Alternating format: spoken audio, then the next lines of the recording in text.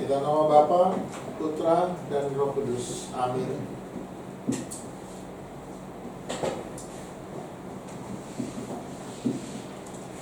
Beloved in Christ, at the end of my sermon in Bahasa, I will make a brief summary in English.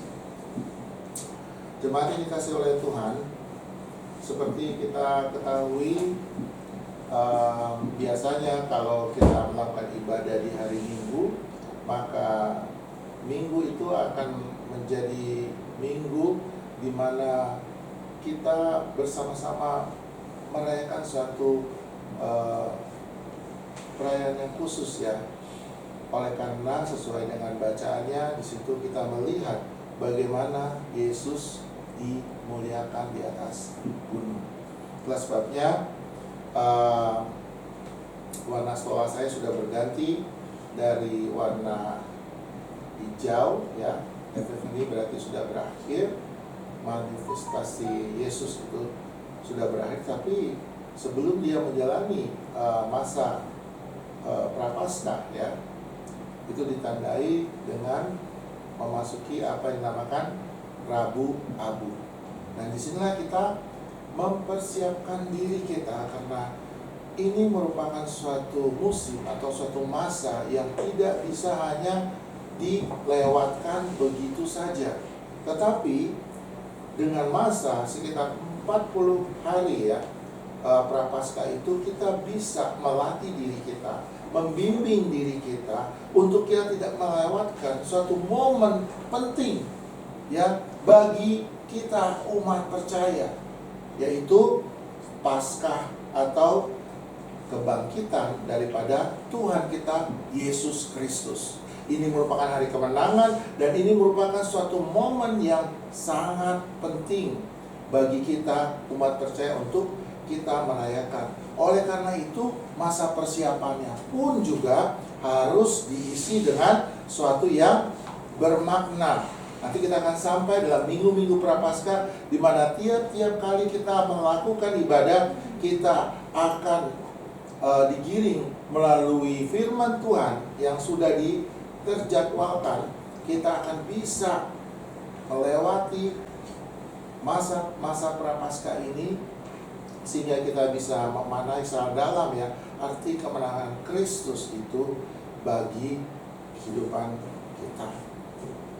Hari ini kita merayakan kemuliaan Kristus yang telah dinyatakan melalui pembacaan tadi yang disaksikan oleh 3 murid yang Tuhan Yesus sendiri secara sengaja mengajak mereka ya, sehingga mereka bisa menyaksikan tentang kemuliaan yang dinyatakan dalam diri Yesus Kristus.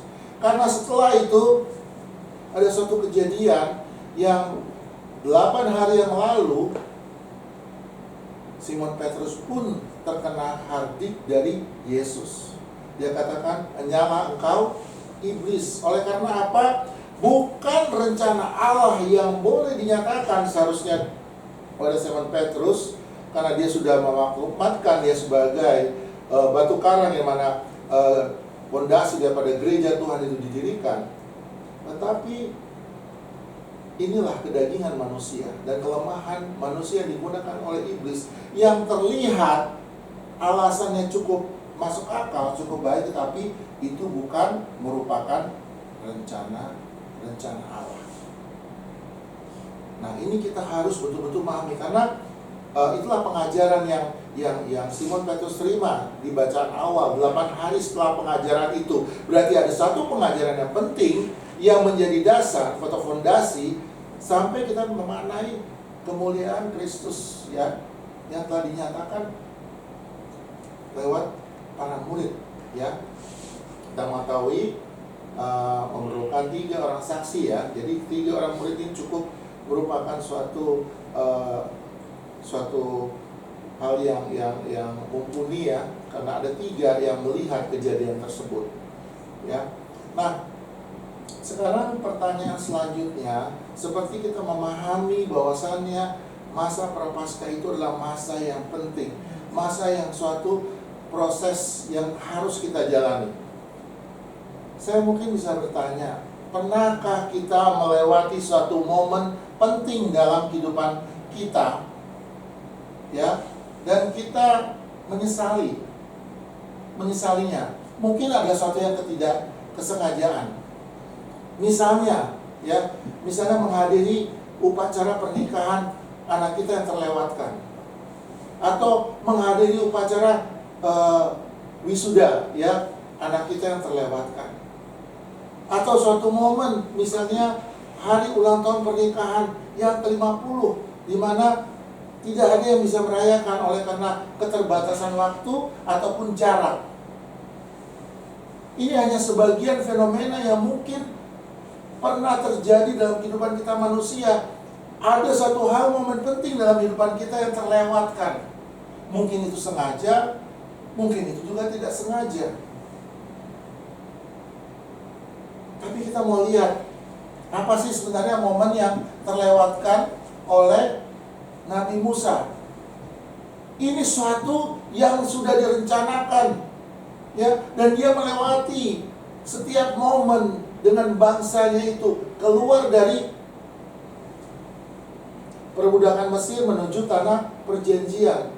Tetapi oleh karena ini yang dikatakan bila setitik rusak susu sebelanga, ya, karena satu kesalahan maka Tuhan menghukumnya sehingga dia tidak boleh, satu-satunya tidak boleh masuk ke tanah perjanjian. Sangat disayangkan, bukan? Kelihatannya singa selangkah lagi, dan ini adalah suatu pekerjaan yang sudah dia lakukan, dia usahakan, dia bela-belain mati-matian, akhirnya dia hanya bisa melewati, ya, hanya bisa melihat dari kejauhan.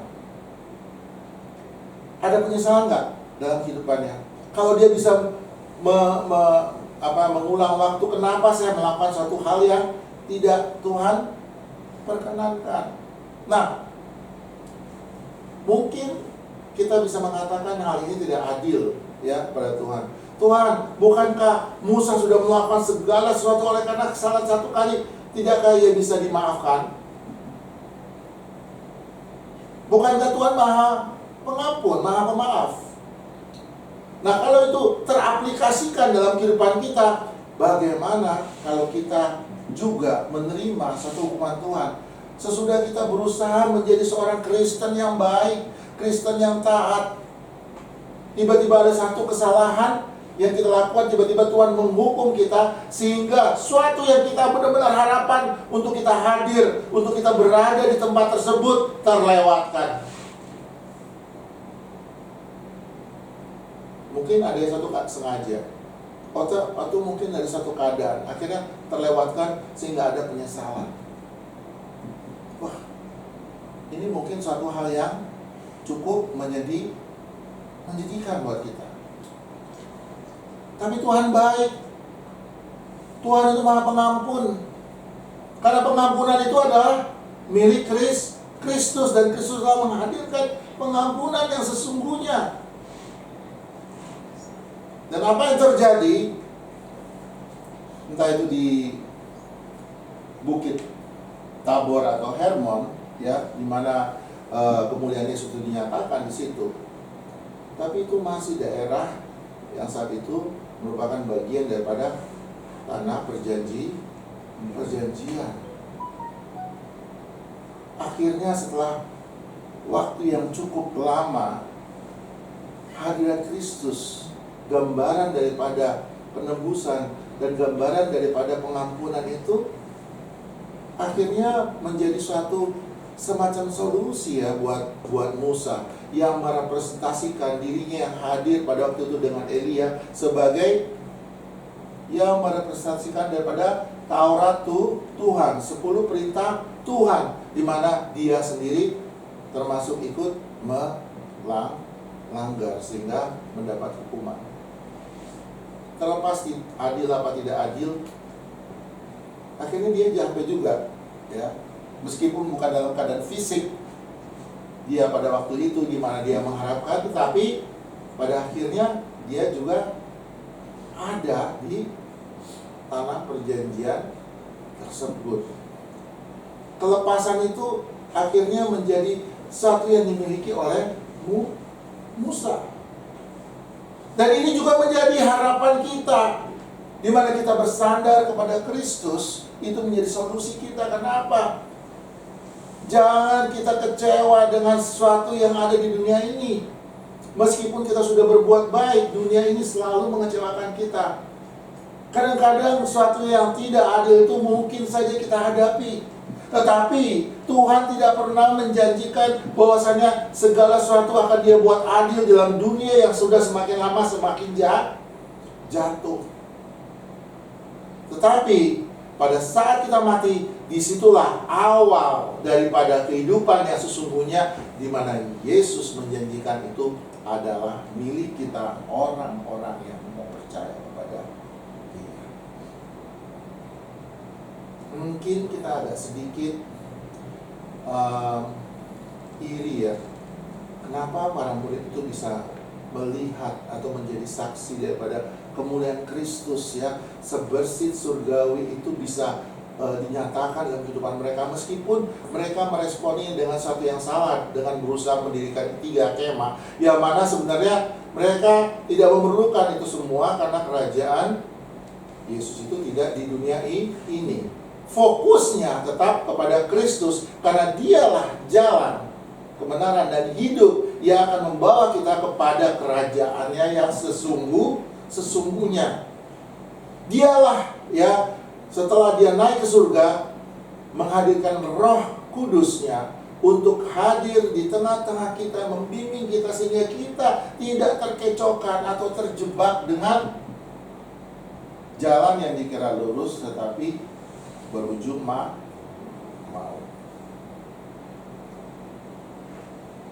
Jemaat yang dikasihi oleh Tuhan kita Yesus Kristus, di gerbang Minggu Prapaskah ini, marilah kita sama-sama menyiapkan diri kita. Kita juga bisa merasakan hadirat Tuhan yang nyata, sesuai dengan apa yang Dia janjikan kepada kita, untuk Dia bersedia ditemui oleh kita. Bahkan Dia masih memberikan benar tubuh dan darahnya demi pengampunan dosa-dosa kita pada saat kita menerima perjamuan kudus ini. Beloved in Christ, have you ever feel desperate about a one moment in your life when you maybe something that you have to skip it? It doesn't matter even you skip it because of a specific reason, or maybe perhaps you just forgot to attend to that special moment. This is something that might happen to our normal life. As an ordinary human being, things like that might have happened. And this is something that we want to remember about Moses. Can we imagine? From the reading we know, right? He's the one that being a leader, taking care God's people from slavery in Egypt to the promised land. He's a good leader, but only in one single mistake God punished him. And this is something that Moses cannot say, protest to God. Hey God, isn't that me the one that bring your people to the promised land? How come only one mistake? Isn't that me the one that bring the